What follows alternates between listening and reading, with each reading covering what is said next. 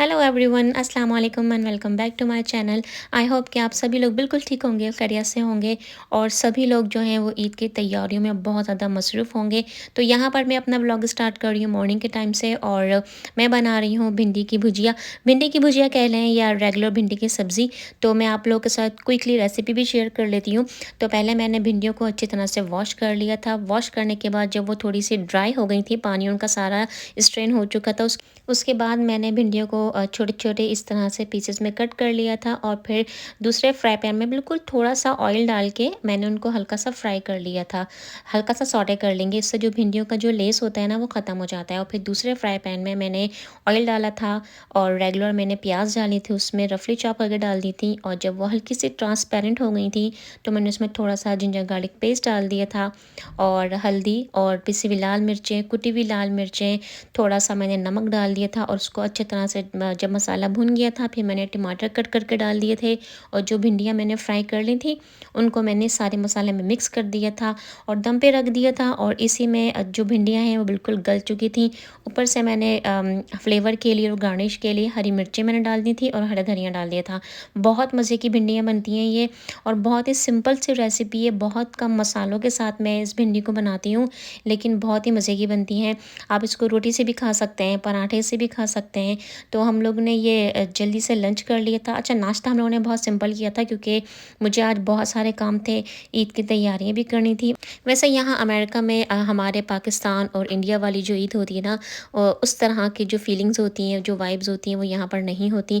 क्योंकि जो हमारे पाकिस्तान में माहौल होता है बकरा ईद पर, कुर्बानी का माहौल और रिश्तेदारों का आना-जाना, वो जो एक गहमा-गहमी होती है ना हमारे पाकिस्तान में, वो वाली जो वाइब्स है ना वो यहाँ पर नहीं होती। लेकिन फिर भी हम अपने घरों में इस तरह की चीज़ें करते हैं, क्लीनिंग करते हैं, कुछ इस तरह की तैयारियाँ करते हैं जिससे हमको लगता है कि ईद का मौका है और ईद आई है। क्योंकि अगर हम ये सारी चीज़ें भी ना करें तो यहाँ पर तो ईद की फीलिंग बिल्कुल भी नहीं आती है। अच्छा, लेकिन यहाँ पर मैं आप लोगों से ये बात ज़रूर कहूँगी कि ईद है और इस वाली ईद पे वैसे भी हमारे जो घरों के काम होते हैं वो बहुत ज़्यादा हो जाते हैं। आई मीन किचन का काम इतना ज़्यादा बढ़ जाता है। तो कोशिश कीजिए कि अपने कामों को मिनिमल कीजिए और अगर आप जो डेली रूटीन के काम होते हैं अगर आप रोज़ करेंगे, जैसे डस्टिंग है और स्पाइडर वेब्स वगैरह हैं, जाले वगैरह को झाड़ना है, विंडोज़ को साफ़ करना है, डोर्स को क्लीन करना है, अगर इस तरह की छोटी-छोटी चीज़ें अगर आप वीक में 1 दफ़ा भी करेंगे तो यकीन जानिए आपको जो डीप क्लीनिंग का जो हम करते हैं ना वो करने की ज़रूरत नहीं पड़ेगी। अभी अल्हम्दुलिल्लाह मेरा घर बिल्कुल क्लीन था क्योंकि ये तो छोटी-छोटी सी चीज़ें हैं, जैसे फ्लोर को क्लीन कर लेना, विंडोज़ को क्लीन कर लेना, डोर्स को साफ़ कर लेना, डोर्स के जो हैंडल्स होते हैं, आई मीन जो डोर्स के जो नॉब्स होते हैं उनको क्लीन करना। मैं ऑलमोस्ट वीक में 1 दफ़ा, समटाइम्स वीक में 2 दफ़ा भी क्लीन कर लेती हूँ।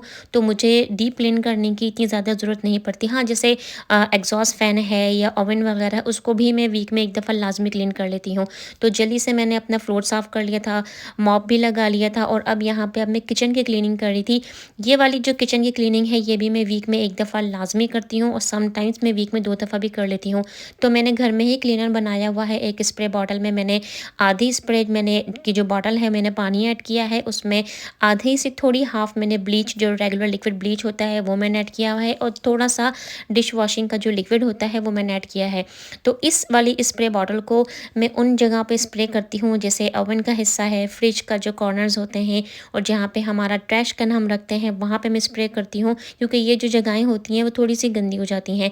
तो मैंने किचन के पूरे फ्लोर को क्लीन कर लिया था, किचन का फ्लोर बिल्कुल साफ़ हो गया था और बाथरूम की क्लीनिंग भी मैं ऑलरेडी आप लोग के साथ शेयर कर चुकी हूँ। लेकिन आज मैं आप लोगों को अपने वॉशरूम का वो हिस्सा दिखाऊँगी जो मैंने आपको आज तक कभी शो नहीं किया है। तो मेरे घर में इस तरह से जकूज़ी है और ये हमारा शावर का एरिया है, तो इसको भी मैंने क्लीन कर लिया था। टाइल्स वगैरह मैंने पूरे क्लीन कर लिए थे और जो जकूज़ी का एरिया है उसको भी मैंने क्लीन कर लिया था।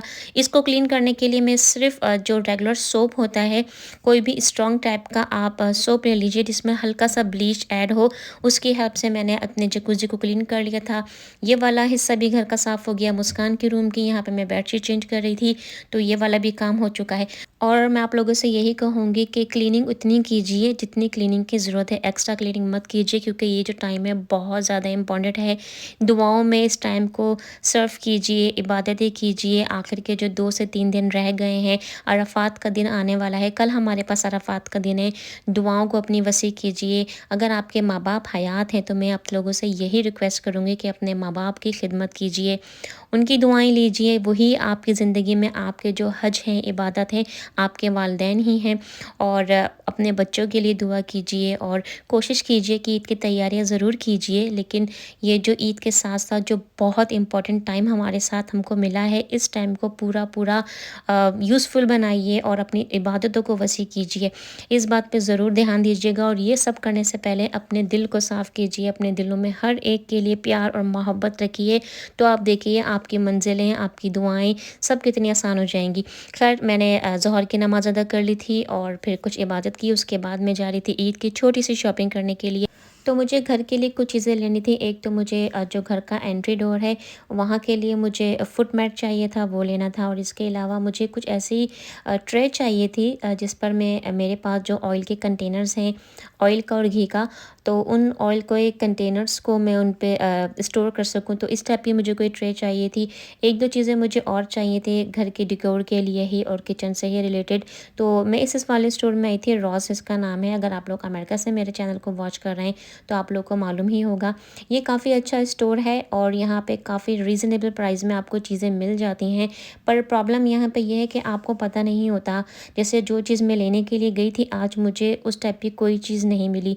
तो यहाँ पे ये एक तरह से एक वेयरहाउस टाइप का होता है कि आपको मालूम नहीं होता कि आप जब आप जाएँगे तो आपके विज़िट में आपको कौन-सी चीज़ मिलेगी। समटाइम्स आपको बहुत अच्छी चीज़ मिल जाती है और समटाइम्स जो चीज़ आप एक माइंड बना के जाते हैं कि आज मुझे इस टाइप की चीज़ चाहिए, इस टाइप का कोई डेकोरेशन पीस चाहिए या कुकवेयर में से कोई चीज़ चाहिए, तो कभी ऐसा भी होता है कि आपको वो चीज़ नहीं मिलती।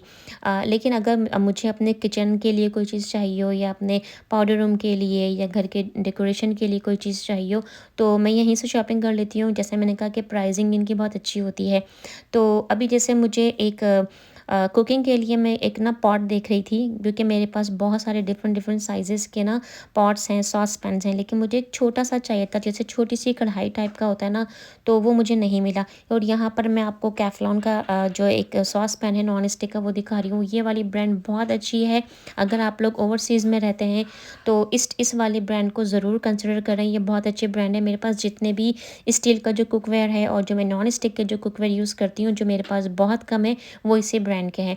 तो यहाँ पर जो चीज़ मुझे चाहिए थी वो तो ख़ैर मुझे नहीं मिली, लेकिन मुझे एक और काम की चीज़ मिल गई जो मैं काफ़ी टाइम से देख रही थी।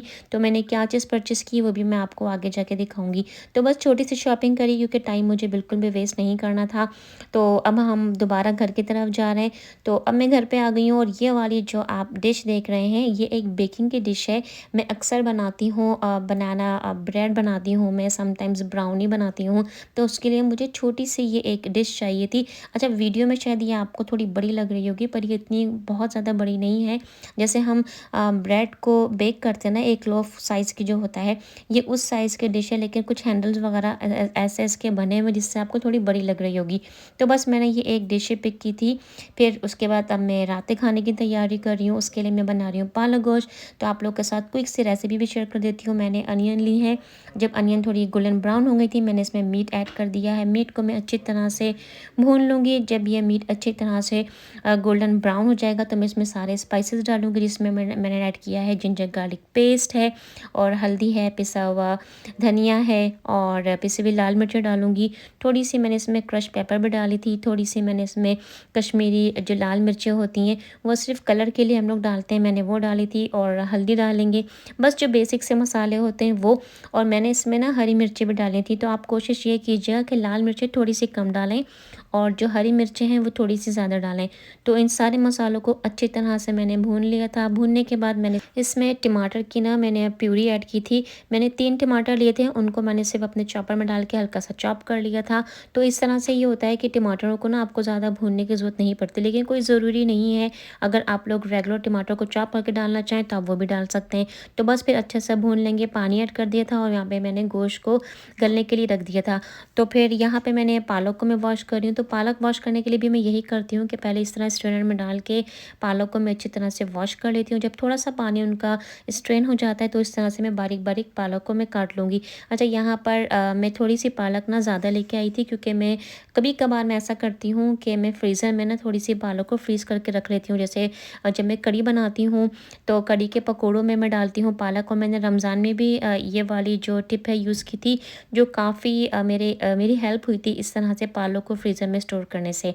तो यहाँ पर जब तक मैंने पालक कट करी थी तो गोश्त भी मेरा गल गया था। अब यहाँ पे मैंने पालक ऐड कर दिया है, तो बस थोड़े से पानी में ही पालक को गलाएँगे, दोबारा से मुझे पानी ऐड करने की इसमें ज़रूरत नहीं पड़ी थी। अब यहाँ पर मैं आपको एक सीक्रेट इंग्रीडिएंट बताती हूँ पालक गोश्त को अच्छा और मज़ेदार बनाने के लिए। जब हमारी पालक इस तरह से अच्छी तरह से कुक हो जाएगी, और तो उसमें थोड़ा-सा ना आप मिल्क ऐड कर दीजिएगा, दूध डाल दीजिएगा, और थोड़ा-सा मतलब ये कि अराउंड 2 टेबल स्पून आप डाल दीजिएगा। उससे जो पालक का फ्लेवर है ना बहुत अच्छा हो जाता है, और दम पे मैंने थोड़ा-सा बटर भी डाला था।